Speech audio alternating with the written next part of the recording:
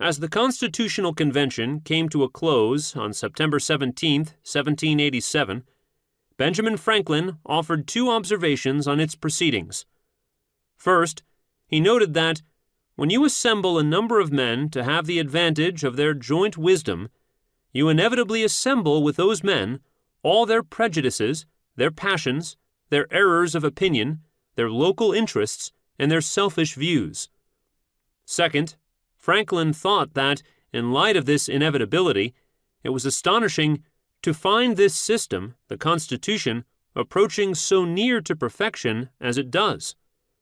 Over the course of the ensuing 225 years, Americans have tended to embrace the second part of Franklin's observation, the astonishing near perfection of the Constitution, and to neglect the first part, the inherent passions, prejudices, and errors of the framers.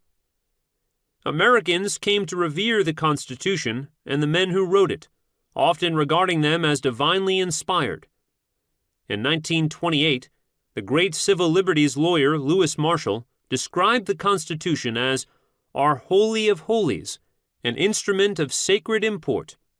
It has been the guiding principle of the freest government on earth. Let no unhallowed hand be laid upon it. This tendency toward worship of the Constitution and the framers began early. Just months after the Philadelphia Convention ended, James Madison observed that it is impossible for the man of pious reflection not to perceive in it, the Constitution, a finger of that almighty hand which has been so frequently and signally extended to our relief in the critical stages of the Revolution.